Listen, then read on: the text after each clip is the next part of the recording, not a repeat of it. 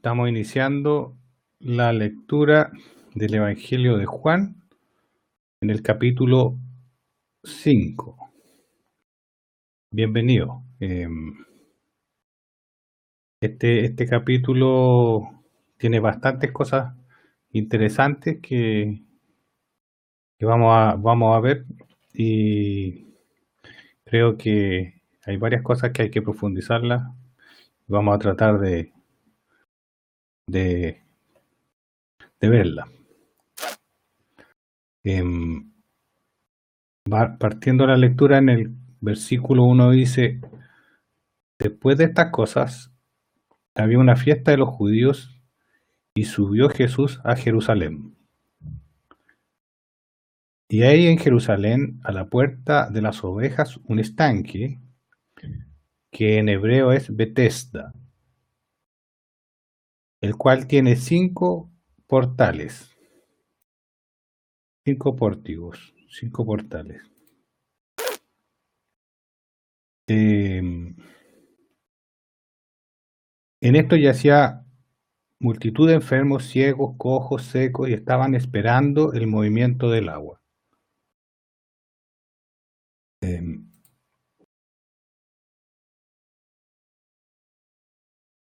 El versículo 4 en la traducción textual no está. En algunas traducciones no está, porque el versículo 4 es un versículo que se agregó. Los copistas lo agregaron como para aclarar un poco el tema. Lo voy a leer y después lo vamos a aclarar. Porque un ángel descendía a cierto tiempo al estanque y revolvía el agua, y el que primero descendía en el estanque después del movimiento del agua era sano de cualquier enfermedad que tuviese. Y estaba allí un hombre que yacía 38 años, que estaba enfermo. Fíjense que hoy día se han hecho excavaciones y estos han encontrado este estanque con las 5 columnas, y lo más probable es que este estanque era un estanque, una piscina de un dios greco-romano que existía en esa época, que era Asclepio. Entonces el lugar era un Asclepeion. ¿Qué significa eso? Significa que esta persona estaba ahí esperando el movimiento del agua en un culto, digamos, pagano. Si bien estaba en Jerusalén, se ha descubierto que había una piscina al dios greco-romano Asclepio, y que en ese culto pagano estaba este judío ahí, 38 años enfermo, esperando ser sanado. Ahora, el versículo 4 es un versículo que es un paréntesis que al parecer lo agregaron los copistas, no está en todas las versiones, y dice: porque un ángel descendía del cielo cierto tiempo al estanque y revolvía el agua, y el que primero descendía en el estanque después del movimiento del agua era sano de cualquier enfermedad. Eso es como una explicación, o sea, la creencia era que cuando se movía el agua, el que se metía al agua se sanaba. Todo este contexto nos muestra que era un estanque, Betesda, era un estanque y era un lugar pagano, no era un lugar judío, digamos, como el estanque Siloé, sino que era un lugar pagano. Y ahí estaba este hombre, 38 años, postrado. Cuando Jesús vio a este echado y supo que ya estaba mucho tiempo, le dice: ¿quieres ser sano? Una pregunta a lo mejor para nosotros un poco obvia. Ahora, si el Señor quiere ser sano. Y el enfermo le respondió: Señor, no tengo hombre que cuando el agua fuere revuelta me meta en el estanque, porque entre tanto que yo vengo, otro antes que mí ha descendido. Fíjense un poco, imagínense el escenario de... Hola, Gabriel, bienvenido. Hola, Rodrigo, buenas tardes. Buenas tardes, ya estamos reunidos, estamos leyendo el, el estanque de Bethesda. Ajá, sí, Ujú. sí, te escucho. Ya, Impeque, muy bien. Eh, para que no haya interferencia es bueno que apagues el micrófono y cuando quieras hablar lo prenda, o si quieres te lo puedo apagar yo. Ok, ahora, Ok, ahí sí. Si alguien quiere intervenir puede activar el micrófono y, y interviene, no hay ningún problema. Estábamos diciendo que Jesús llegó al estanque de Bethesda, que hay alguna, averiguado que hay algunas excavaciones arqueológicas que han descubierto ese estanque hoy día en la actualidad, a lo mejor una versión posterior, y que eso correspondería lo más probable a un dios pagano, un dios greco-romano, que era Asclepio, que era el dios de la salud. Y Asclepio, cuando hacían esos estanques, que había mucho en todo el imperio, había muchos estanques en todo el imperio. En, estos se llaman Asclepeion. Entonces Bethesda era un lugar, lo más probable que era un estanque pagano. Por eso en el versículo 4 explica que viene un ángel y que mueve el agua, porque también todo eso es un culto que no es bíblico. El versículo 4 fue como un paréntesis que agregó un copista en algunas copias, tratando de explicar por qué estaba ahí este hombre. Y Jesús, saliendo de la tradición, sale y va a este lugar pagano donde está lleno de enfermos y le pregunta a un enfermo que quiere ser sano y le dice, claro, y están, imagínense la escena, los dos mirando el estanque, mirando el agua, mirando hacia adelante, o sea, toda la atención de este hombre estaba en el estanque, en el agua, poniendo sus esperanzas en ese estanque, en el agua. Entonces Jesús le dice, levántate, toma tu lecho y anda. O sea, toda la atención pagana estaba en el estanque, en el agua, en el movimiento del agua, cuando descendería el estanque, y de repente aparece un hombre, lo más probable es que de atrás, o paralelo a este hombre por el costado, y le dice, bueno, ¿quieres ser sano? Bueno, levántate, toma tu lecho y anda. Y luego aquel hombre fue sano y tomó su lecho y anduvo, y era sábado aquel día. Vemos aquí como el Señor hizo un milagro el día sábado. Entonces los judíos decían a aquel que había sido sanado, sábado es, no te es lícito llevar tu lecho.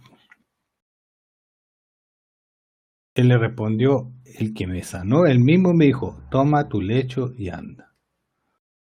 Fíjense como los judíos lo primero que ven que alguien está cargando un lecho, o sea, lo más probable es que ellos hayan sabido del milagro, pero lo que más les preocupaba no era si había una persona que tuvo 38 años postrada y fue sanado, sino que estaba, según su entendimiento, rompiendo un mandamiento de la ley. Y le dicen, no es lícito llevar tu lecho.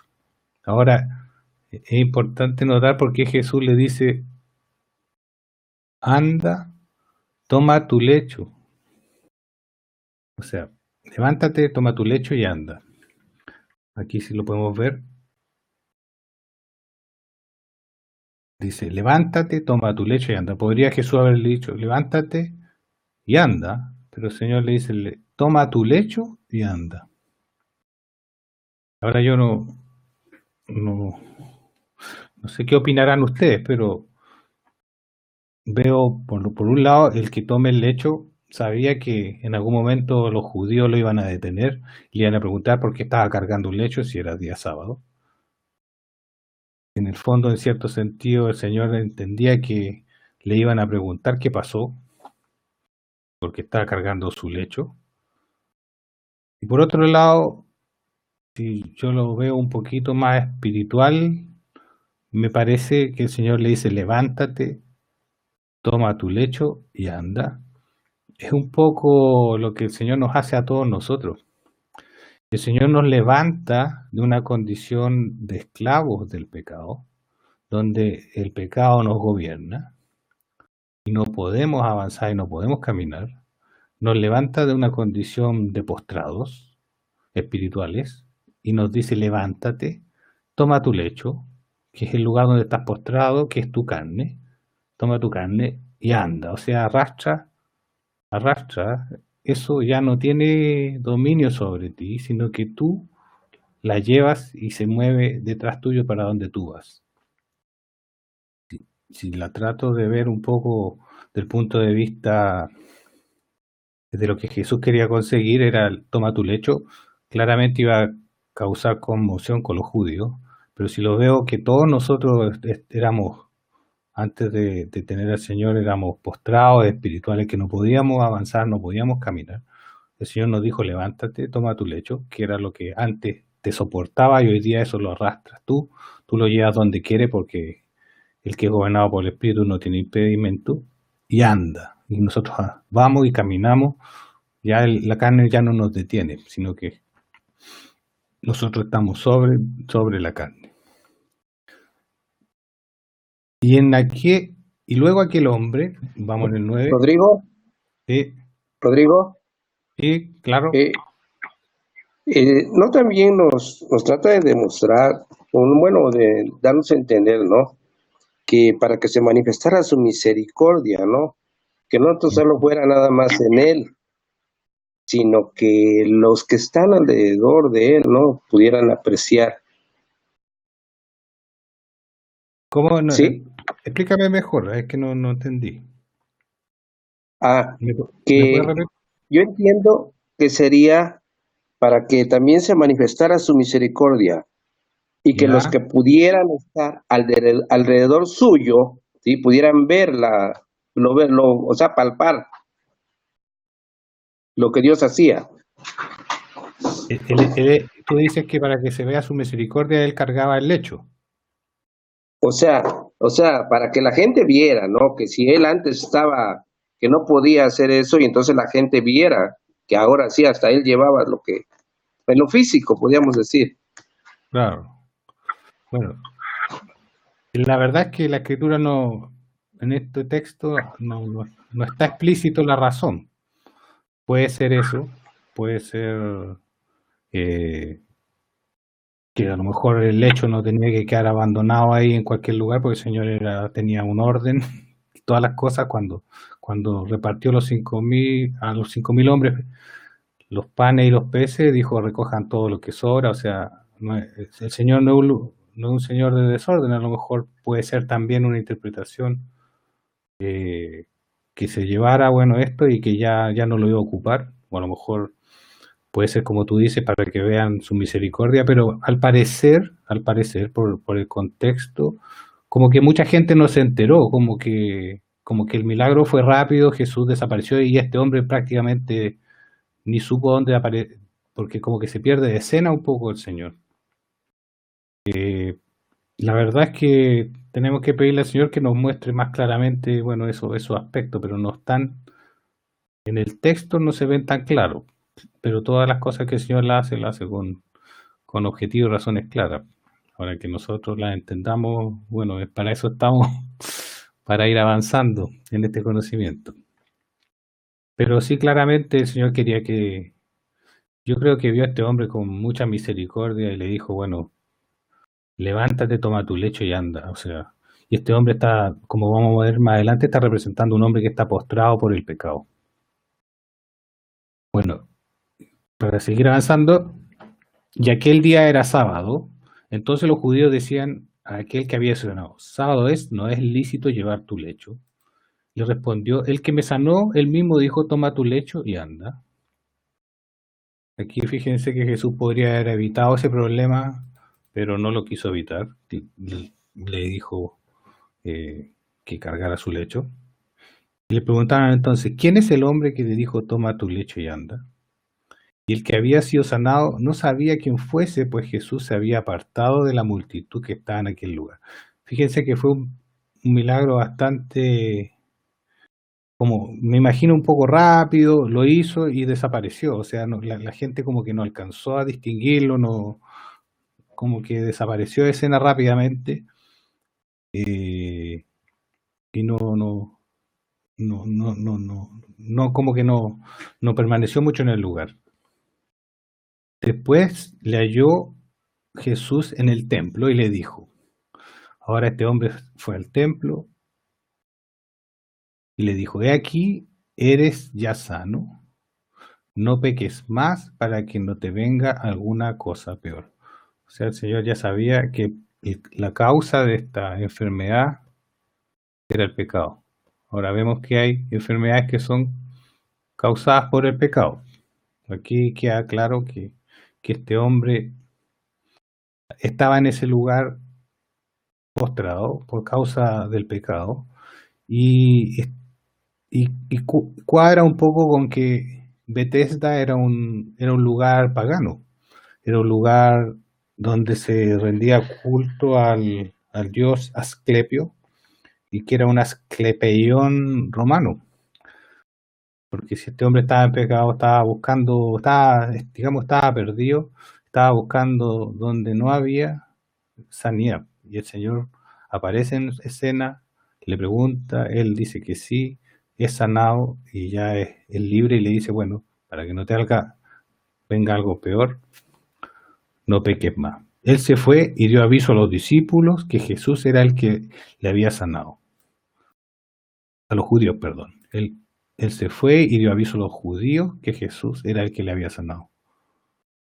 Y por esta causa los judíos perseguían a Jesús y procuraban matarle porque hacía estas cosas en sábado.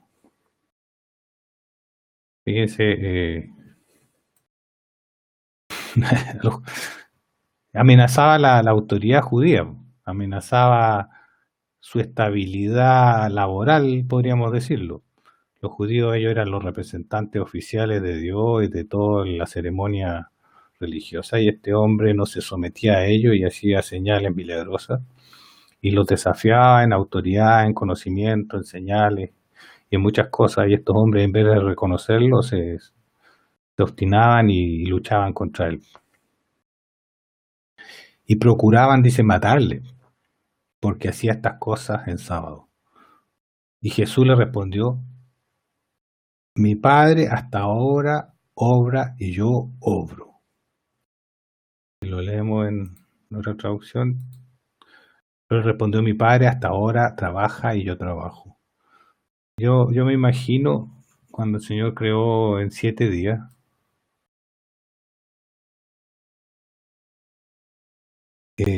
creó en 7 días, hizo la creación en 7 días, el día séptimo descansó. Y si este séptimo día está trabajando Dios, si este séptimo día está trabajando el Señor, nos está diciendo algo. O sea,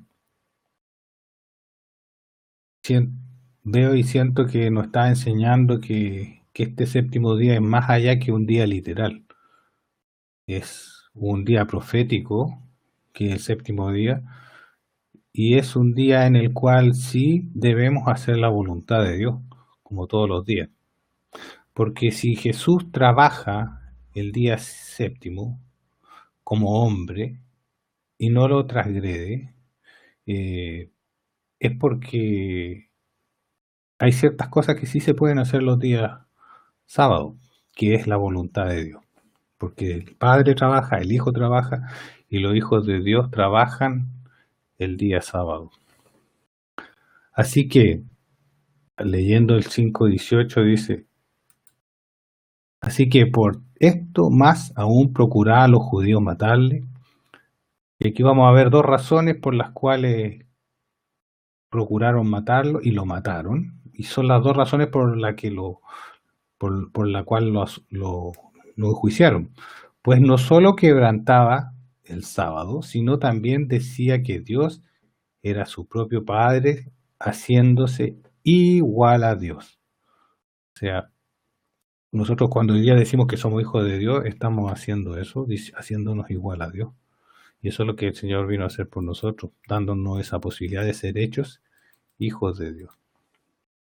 Las 2 razones por las cuales lo enjuiciaron, lo condenaron y lo mataron era porque, según el entender de ellos, no guardaba el sábado y porque se igualaba a Dios al decir que Dios era su Padre. Eso es el estanque de Bethesda, que en general me parece se han encontrado excavaciones cerca del Templo de Jerusalén, donde había un estanque de un Asclepeion, que era del dios Asclepio greco-romano, que era un dios de la salud, y que este hombre, bueno, estaba completamente perdido, había caído en eso por pecado, y el Señor lo fue a buscar ahí, allá una oveja perdida que estaba muy perdida, porque ni siquiera estaba en el lado del templo, sino que está en el lado pagano. Y el Señor lo fue a buscar, lo rescató y le da la libertad de que ya no tiene que estar postrado y lo que lo, en lo cual a él lo arrastraban y lo llevaban, él es capaz ahora de tomar eso y llevarlo él.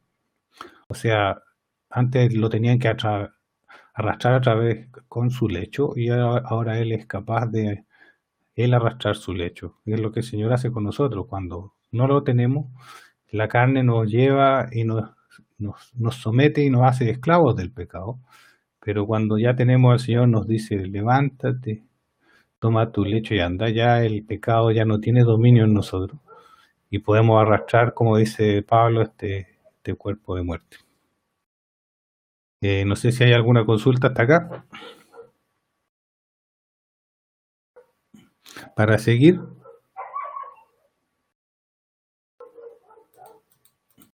yo les envié del 5:19 al 5:29, perdón, al 5:30. Aquí lo que pasa es que los títulos, como sabemos, los títulos de la Biblia, los versículos son agregados posteriores, porque los escritos originales están todos sin título, sin versículo, e incluso en el griego del Nuevo Testamento las palabras están unidas, o sea, no hay espacio ni entre palabras, de modo que cuando se traduce, el traductor pone los puntos, las comas, los puntos y comas, y separa las oraciones según su entendimiento. Entonces, aquí vamos a ver que del 5:19 al 5:30 es una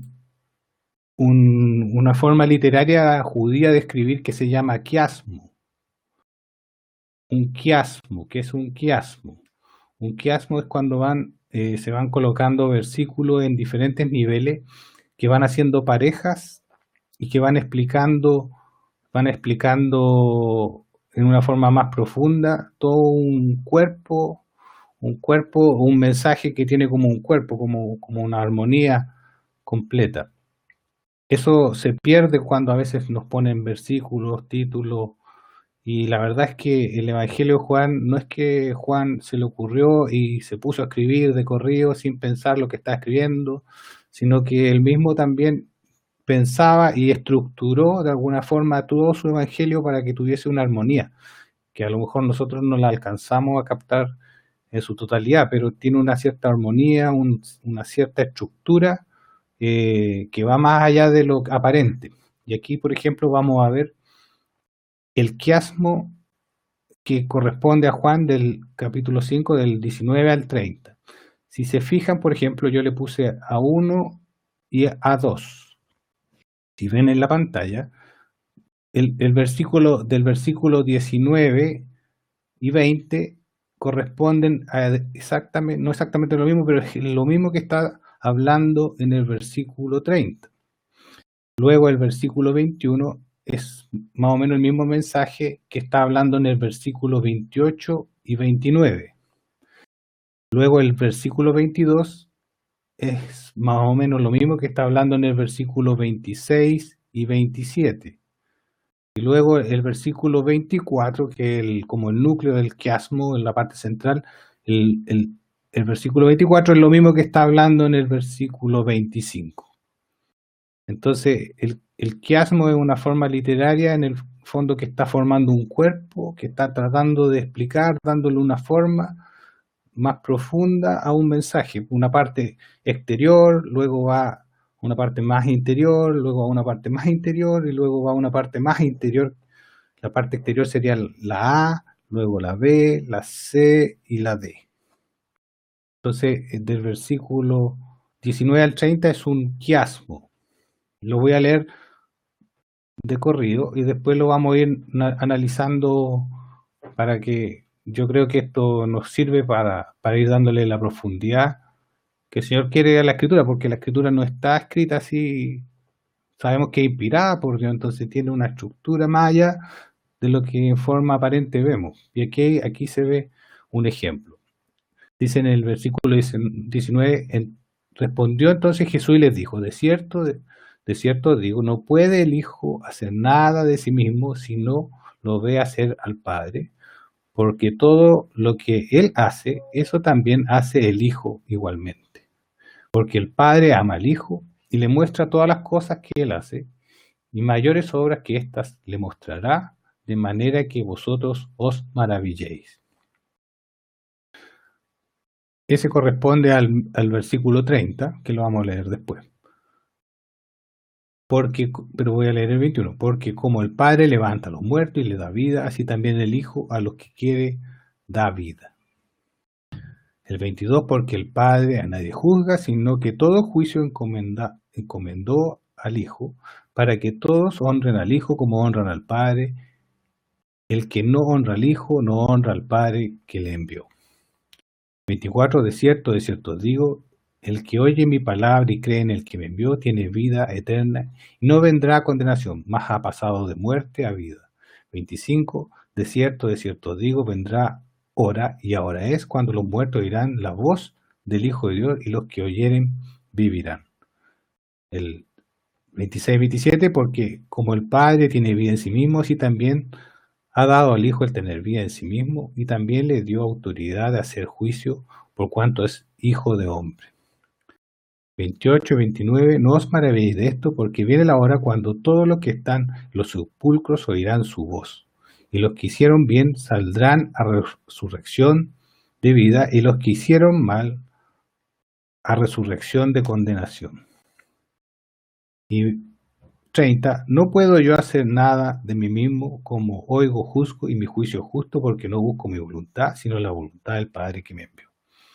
Ahora, si vemos el versículo 19 y lo comparamos con el 30, dice, respondió entonces Jesús y le dijo, de cierto os digo, no puede el Hijo hacer nada de sí mismo, sino lo que ve hacer al Padre, porque todo lo que Él hace, eso también hace el Hijo igualmente, porque el Padre ama al Hijo y le muestra todas las cosas que Él hace y mayores obras que éstas le mostrará, de manera que vosotros os maravilléis. Y el que corresponde a ese mismo versículo dice, no puedo yo hacer nada de mí mismo, como oigo juzgo y mi juicio es justo, porque no busco mi voluntad, sino la voluntad del Padre que me envió. O sea, el versículo 30 está aclarando el 19, está complementando el 19 y el 20. Y en esto es como que en eso vamos en la parte exterior, a lo mejor si una figura geométrica podríamos estar en la cáscara, en la parte exterior, y dice, no puede el Hijo hacer nada de sí mismo, sino lo que ve hacer al Padre. O sea, todos los milagros que el Señor que hacía es porque los veía hacer al Padre, o sea, estaba en sintonía con el Padre, porque todo lo que Él hace, eso también hace el Hijo igualmente. O sea, el Hijo es un reflejo de lo que estaba haciendo el Padre. Él iba haciendo lo que él veía hacer al Padre, porque el Padre ama al Hijo y le muestra todas las cosas que Él hace, y mayores obras que ésta mostrará, de manera que vosotros os maravilléis. Y fíjense que aquí muestra como un secreto para que también nos lo podemos aplicar a nuestra vida. Dice, ¿por qué el Padre le muestra las cosas al Hijo? Porque el Padre ama al Hijo y le muestra todas las cosas que Él hace y mayores obras que ésta mostrará, de manera que vosotros os maravilléis. O sea, mientras mayor sea la comunión y la intimidad con el Padre, vamos a tener más posibilidades que Él nos muestre las cosas que Él hace. Y por medio nuestro va a poder hacer maravillas. Yo veo en estos versículos un secreto que tenemos que experimentar y tenemos que escarbar. Ver lo que está haciendo Dios, lo que está haciendo el Espíritu, lo que está haciendo el Padre para poder hacer. A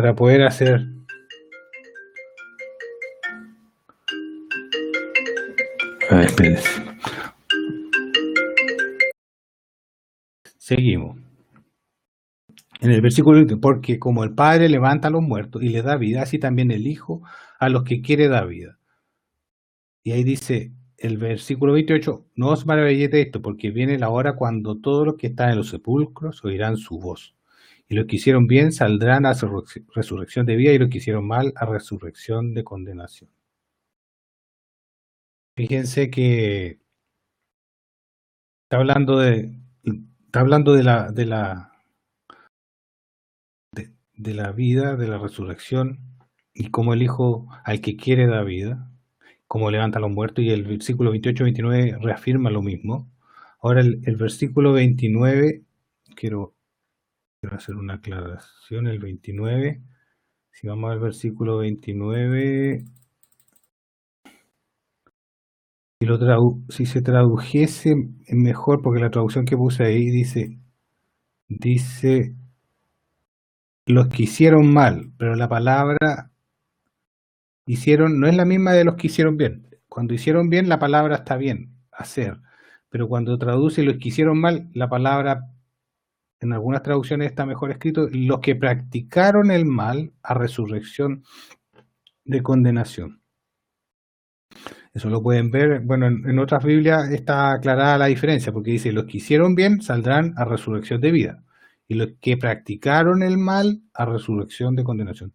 ¿Por qué? Porque los que vamos a resurrección de vida, no necesariamente todo lo vamos a hacer bien, también podemos pecar y hacer cosas que no están en el agrado de Dios. No por eso lo estoy justificando, pero la traducción correcta es, y los que practicaron el mal a resurrección de condenación. A ver, y si lo vemos en la Biblia textual, también está mal la palabra condenación, porque Dios no te resucita para condenarte, te resucita para un juicio. Entonces, la mejor traducción sería, pero los que practicaron lo malo a resurrección de juicio. En este caso, la Biblia textual 4, la encuentro que está mejor la traducción. En la Biblia textual 3 lo mismo. Y bueno, la Reina Valera en esto yo creo que se equivoca. Es una buena traducción, pero en este caso dice lo que hicieron mal. La palabra, si ustedes la buscan en el Strong, se dan cuenta que la palabra hacer es poieo, y la palabra cuando dice que hicieron mal, la palabra no es poieo, es prazo, que es desempeñar repetida o habitualmente algo. Y la palabra crisis, que no es condenación, sino que es juicio. Entonces la traducción correcta del versículo 29 sería, y los que hicieron lo bueno saldrán a resurrección de vida, pero los que practicaron lo malo a resurrección de juicio. Es más exacto, porque el Señor dice que no envió el Hijo no mandó el Hijo a condenar, pues si vino a salvarnos. Entonces, en realidad, la resurrección que van a tener va a ser una resurrección de juicio. Digamos con el quiasmo, después dice, porque el Padre, en el 22 dice, al Padre a nadie juzga, sino que todo juicio encomendó al Hijo, y para que todos honren al Hijo como honran al Padre. El que no honra al Hijo no honra al Padre que le envió. Y eso lo comparamos con el 26-27, porque como el Padre tiene vida en sí mismo, así también ha dado al Hijo tener vida en sí mismo, y también le dio autoridad para hacer juicio, por cuanto Él es Hijo de hombre. Y el núcleo del quiasmo es, de cierto os digo, el que oye mi palabra y crea al que me envió, tiene vida eterna, y no vendrá condenación, mas ha pasado de muerte a vida. Ahora, la traducción correcta del 24 sería, de cierto os digo, el que oye mi palabra y cree al que me envió, tiene vida eterna, y no va a juicio, sino que ha pasado de muerte a vida. Si lo ven bien, se dan cuenta que el Señor no evita el juicio y nos ha pasado de muerte a vida. De cierto, el 25 dice que el núcleo del quiasmo dice, de cierto os digo, vendrá ahora, y ahora es cuando los muertos oirán la voz del Hijo de Dios, y los que oyeren vivirán. Fíjense que el núcleo de esto es la resurrección de los muertos, de pasar de muerte a vida. Partimos desde lo exterior, viendo las obras del Padre, repitiendo las obras del Padre para que os maravilléis. Después explica cómo el Padre levanta a los muertos y al que quiere da vida. Y después empieza a hablar del juicio, de que el Hijo tiene vida en sí mismo. Y después terminamos como en un núcleo. Yo creo que esto es bastante profundo como para meditarlo. Y en el versículo 25 dice, vendrá hora, y ahora es, porque ahora es, cuando los muertos oirán la voz del Hijo de Dios, y los que le oyeren vivirán. ¿Quiénes son los muertos para Dios? Los muertos son las personas que no tienen al Señor. Entonces nosotros estamos llamados a predicarle a la gente que no tiene al Señor, que para Dios están muertos. Y si uno de estos muertos oye la voz de Dios, del Hijo de Dios, vivirán. Por eso dice, vendrá hora, y ahora es, cuando los muertos oirán la voz del Hijo de Dios, y los que oyeren vivirán. Y ese mismo no dice en el versículo anterior, porque ha pasado de muerte a vida.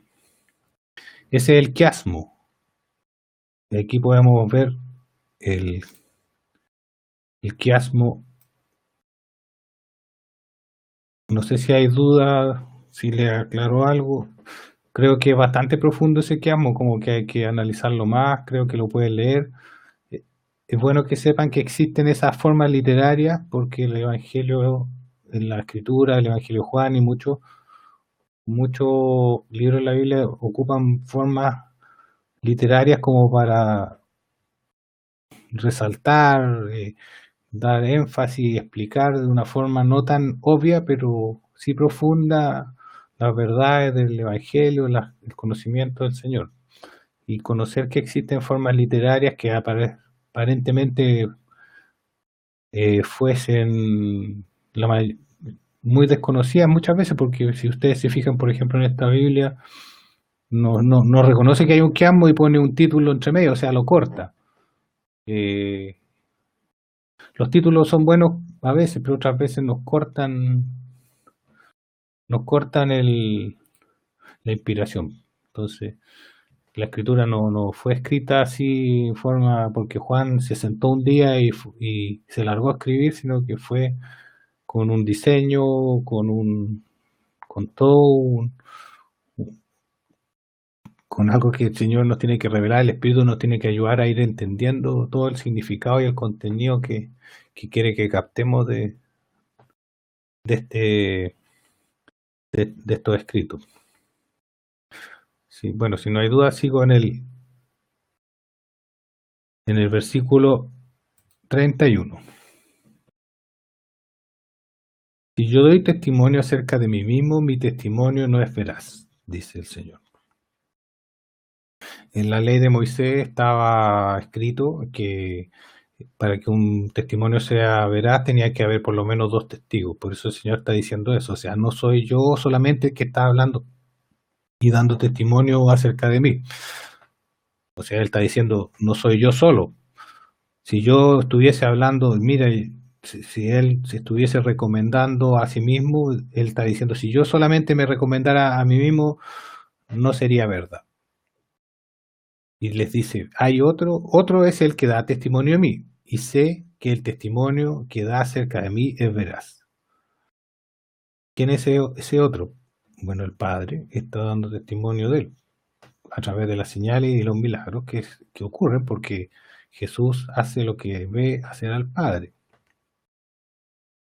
Y bueno, también Juan Bautista también dio testimonio de él, porque para eso fue su ministerio, para dar testimonio del que venía después de él, que era mayor que él.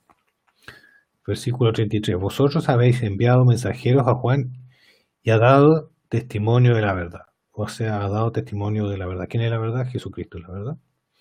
Aunque yo no recibo el testimonio de parte de hombre, digo esto para que vosotros seáis salvos. O sea, él no necesita el testimonio de Juan, pero porque el Padre personalmente está dando testimonio de él. Y lo dio muchas veces a través de los milagros, a través de la voz cuando se bautizó y salió una voz de las nubes como de trueno. Entonces el Padre siempre estaba dando testimonio del Señor. Y Juan también hizo su parte, aunque él dice no recibo testimonio de parte de hombre, o sea, él no necesita el testimonio de hombre, pero así todo, dice Juan era una antorcha que está ardiendo y alumbrando, y por un momento os quisiste regocijar en su luz. O sea, Juan tuvo un cierto nivel de luz y fue una cosa que les produjo satisfacción. Pero el testimonio que yo tengo es mayor que el de Juan B. Aquí está explicando, porque las obras que el Padre me dio para que las realizara, las obras mismas que hago, dan testimonio a mí de que el Padre me ha enviado. Fíjate que él está diciendo, sí, a pesar de que tengo el testimonio de Juan, tengo un testimonio mayor, que es en las del Padre. ¿Y cómo es el testimonio a través de las obras que él hace? O sea, el Padre a través de las obras que hace Jesucristo está dando testimonio acerca de él. Y por eso su testimonio es veraz, porque hay dos que están dando testimonio de él. En este caso hay tres. Está Juan, está el Padre y está él mismo que está dando testimonio de sí mismo. El Padre que me envió, él ha dado testimonio acerca de mí. Nunca habéis oído su voz, ni habéis visto su aspecto. Fíjate, nunca habéis oído su voz, ni habéis visto su aspecto. Fíjate que aquí le está hablando a los judíos. El Padre que me envió, él ha dado testimonio acerca de mí. Nunca habéis oído su voz, ni habéis visto su aspecto. El decir que nunca habéis oído su voz, es decir que no tienen fe, porque la fe es por oír la voz de Dios. Entonces le está diciendo a los judíos que ellos no tienen fe, porque nunca habéis oído su voz, ni habéis visto su aspecto, ni tenéis su palabra permaneciendo en vosotros, porque a quien él envió, a este vosotros no creéis. O sea, está diciendo que son unos incrédulos. Y que en el fondo está diciendo que son unos religiosos e incrédulos. Porque si no lo reconocerían y se darían cuenta de quién es el que tienen por delante. Es la palabra encarnada de Dios. Y dice, y ni tenéis su palabra permaneciendo en vosotros, porque la palabra es algo vivo que debe permanecer en nosotros, porque a quien él envió, que es él mismo, a este vosotros no creéis. Aquí hay un versículo que muchas veces, el 39, que es interesante porque muchas veces se malinterpreta. Y aquí me gusta esta corrección en la traducción, porque en el mundo en general evangélico lo toman como un mandamiento. Y aquí dice, el Señor dice, escudriñáis las escrituras porque os parece que en ellas tenéis vida eterna y ellas son las que dan testimonio a mí. Y no queréis venir a mí para tener vida. En el fondo le está diciendo a los judíos que no creen en él porque nunca han oído la voz de Dios, y una persona que nunca ha oído la voz de Dios no puede tener fe. Estamos hablando de un oído espiritual, no un oído físico. Entonces dice, escudriñáis las escrituras porque os parece que en ellas tenéis vida eterna. O sea, le está diciendo, ustedes son muy estudiosos de la escritura, la leen, se la saben, la recitan, porque a ustedes les parece que aprendiéndose la escritura van a tener la vida eterna. Pero le está diciendo, pero estas escrituras que ustedes estudian, escudriñan, estas escrituras están hablando y están dando testimonio de mí. O sea, el propósito de la escritura es el testimonio y dar a conocer al Señor que tienen por delante. ¿Para qué? Para que, yendo al Señor, tengan vida eterna. Y dice, y no queréis venir a mí para tener vida. O sea, la escritura, el propósito es presentar a Cristo y mostrar a Cristo y el camino a la vida, el camino de la verdad, de la vida, camino al Padre. Porque a ellos les parece que la Escritura, estudiándola y aprendiéndola, van a tener la vida eterna. Pero la vida eterna no es a través de conocer la Escritura, sino que la Escritura, si no vemos a Cristo en ella, si no vemos la palabra de Dios que es Cristo encarnado, si no vemos el mensaje de Dios, es un sinsentido. Porque la Escritura están dando testimonio del Señor. Y fíjense la paradoja, o sea, estos hombres estudiosos de la Escritura no quieren ir a la palabra para tener vida. ¿Por qué? Porque no oyen la voz de Dios, porque tienen el corazón endurecido. Dice, gloria de parte de hombres no recibo. O sea, para hacer la obra de Dios no podemos buscar la gloria de los hombres, pero os conozco que no tenéis amor de Dios en vosotros mismos. Yo he venido en el nombre de mi Padre y no me recibís. Si otro viene en su propio nombre, a éste recibiréis. Fíjense cómo hoy día es lo mismo. O sea, mucha gente habla de sí misma, habla de Dios porque se le ocurrió. Y en realidad son recibidos porque a veces el mensaje es agradable o es halagador. Pero el Señor cuando tiene un mensaje que es la verdad, que no siempre es halagador y no siempre te va a dejar bien, no, y que viene con el nombre, no de sí mismo, sino que en nombre del Padre, y viene con señales y con todo, no lo reciben. Y aquí muestra un principio importante en el versículo 44 que yo creo que tenemos que incorporarlo en nuestro ADN. ¿Cómo podéis creer vosotros que recibís gloria a los unos y los otros y no buscáis la gloria del único Dios? Siempre existe la tentación o la forma de hacer las cosas para ser vistos. Por ejemplo, si yo doy una limosna y espero ser visto, ya pierdo el galardón de la fe, de haberlo hecho sin ser visto, buscando la recompensa que viene de Dios. Si yo hago las cosas para recibir gloria de las otras personas, no puedo creer, no, o sea, el creer es hacer las cosas ante Dios, no ante los hombres. Entonces está mostrando la fe verdadera. La verdadera fe, no busca el reconocimiento de las otras personas, sino que busca el reconocimiento del Dios único. Y es por eso que puede hacer algo en anónimo, sin esperar ser reconocido, pero sí sabiendo que Dios recompensa y da todas las cosas en abundancia, mucho más allá de lo que nosotros podemos imaginar. Entonces, dice, ¿cómo podéis creer vosotros que recibís gloria uno de otro y no buscáis la gloria del único Dios?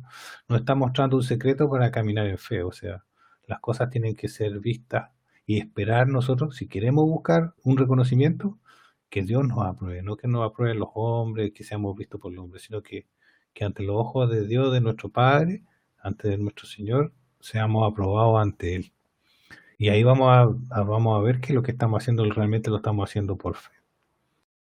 Dice, no penséis que yo os acusaré delante del Padre. ¿Hay quien os acusa? Moisés, en quien vosotros habéis puesto la esperanza. Porque los judíos, bueno, eran muy celosos de las tradiciones y de su interpretación personal de Moisés. Y Moisés da testimonio acerca de él. Pero si creyereis a Moisés, me creeríais a mí, porque de mí escribió él. Pero si no creéis a su escrito, ¿cómo creeréis a mis palabras? En el fondo le está diciendo que ustedes no le creen ni a Moisés. Usan la escritura como quieren, para su beneficio personal. Es una amenaza, la verdad es una amenaza, que Jesús es la verdad, para ellos es una amenaza. Cuando la verdad se empieza a ser una amenaza para un sistema religioso, pero es preocupante porque ese sistema no está caminando en la verdad. Cuando las cosas no se pueden decir abiertamente, cuando las cosas, si uno dice algo y es para ese sistema religioso no lo quiere desechar, o sea, apartar al que dice la verdad, al que pueda contradecir. Ese sistema religioso está atentando contra la verdad, y la verdad es Jesucristo. Otras cosas que podemos ver es la libertad. Cuando los sistemas religiosos tratan de cautivar a las personas y mantenerlas cautivas, siempre que la verdad o la libertad sean una amenaza, el sistema, no estoy diciendo que las personas, pero el sistema religioso en el cual gobierna eso, es para preocuparse y para estar atento. Nunca puede ser para nosotros una amenaza que los hermanos tengan libertad. No libertinaje, sino que libertad. Tampoco puede ser una amenaza que nuestros hermanos conozcan la verdad y que la conozcan libremente y no de una forma enseñada predeterminada o adoctrinados con una tendencia. Cuando nosotros estamos siendo amenazados, nos sentimos amenazados porque los hermanos pueden tener libertad o pueden tener conocimiento libre, es porque hay un conflicto, y un conflicto con la verdad que es Jesucristo y un conflicto con la libertad que Dios nos da. Porque dice, donde está el Espíritu de Dios, hay libertad. Hoy día los sistemas religiosos, en muchos casos, coartan la libertad a sus miembros, los adoctrinan de una forma en que no hay un libre pensamiento y una conciencia tranquila de buscar las cosas, sino que les enseñan en forma doctrinal y predeterminada ciertas verdades. Entonces, cuando un sistema religioso se ve amenazado por la libertad en sus miembros o por la verdad de buscar y conocer la verdad, ese sistema religioso está atentando y está en conflicto con el Señor. Bueno, eso es lo que hemos visto. Capítulo 5, vimos Bethesda, vimos un quiasmo y vimos al final como el Señor nos enseña que si queremos andar por fe, no podemos buscar la recompensa y el reconocimiento de las personas. ¿Por qué? Porque vamos a hacer las cosas para agradar a los hombres antes que agradar a Dios. Muchas veces agradar a Dios va a significar desagradar a los hombres. Y si no tenemos esa determinación, no vamos a poder ser útiles en las manos del Señor. Siempre vamos a querer agradar a las personas, pero nunca vamos a poder agradar a Dios si nosotros no entendemos que por sobre agradar a las personas tenemos que agradar al Padre, al Señor, al Espíritu Santo. Siempre tener presente que es la forma que Jesús caminó y es la forma que sus discípulos debemos caminar, agradando al Padre, agradándolo a Él. Vamos a tener desafíos, vamos a tener controversia, vamos a tener gente que nos va a interpretar mal, pero nosotros queremos agradar al Padre, queremos agradar al Hijo y al Espíritu Santo. Queremos ser guiados por su palabra, porque nos habló, nos hizo levantar, podemos caminar, y hoy día lo que nos impedía y que nos arrastraban a través de nuestro lecho, hoy día nosotros podemos pescar el lecho y arrastrarlo haciendo la voluntad de Dios, porque tenemos el Espíritu Santo en nuestro corazón. Eso les quiero compartir. No sé si hay algún chat, alguna pregunta. Aquí pueden. Gabriel. ¿Sí me escuchas, Rodrigo? Sí. Rodrigo, yo aquí me surgió una pregunta. Allí en Juan 5:21 ya ves dice, ¿por qué? Porque como el Padre levanta y da vida a los muertos, así también el Hijo da vida a los que quiere. Yo veo ahí en tu Biblia que tienes muchas traducciones, muchas diferentes Biblias, ¿no?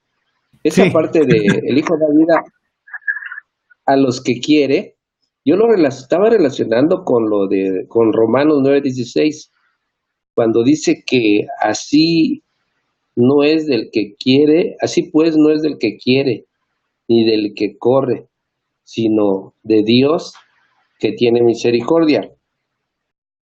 Sí. Y me preguntaba, entonces hay muchas personas que pues se dicen, no, yo soy, yo busco a Dios de diferentes maneras, ¿sí? Pero lo buscan a Sí. su manera, no, no en realidad como Cristo quiere, ¿no? Sí.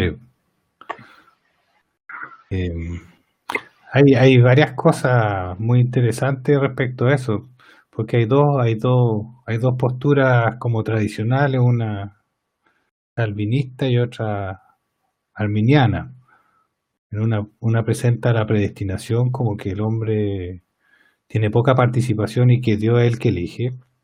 Y hay otra que presenta que el hombre toma sus propias decisiones y el hombre es el que decide.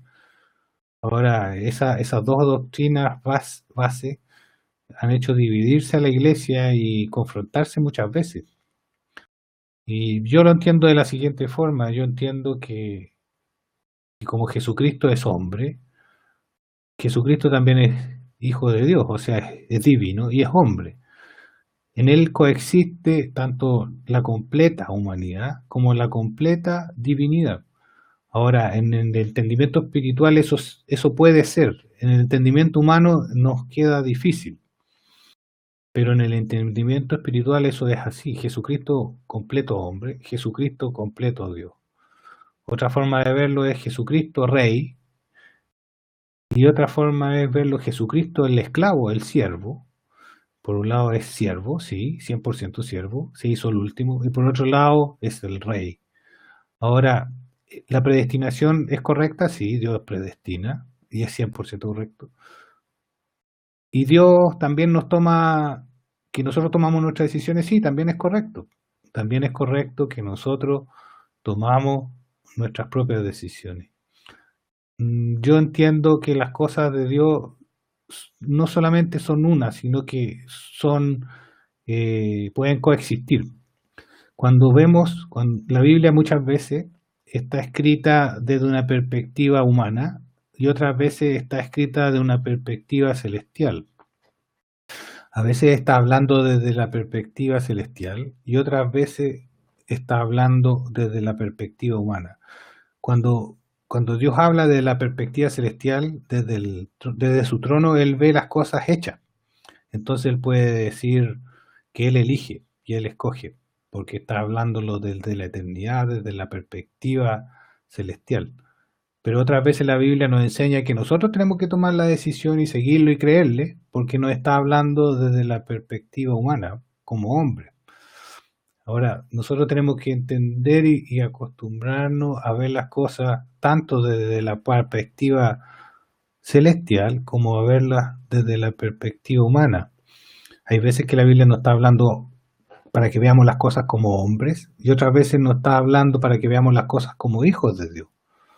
Entonces, eso muchas veces nos confunde y nos hace confrontarnos con hermanos que a veces interpretan mal, porque a veces si tú ves la predestinación desde la perspectiva humana, muchas veces la puedes distorsionar. O si Dios te está hablando de la perspectiva celestial y tú la lees como perspectiva humana, te confunde, y viceversa es lo mismo.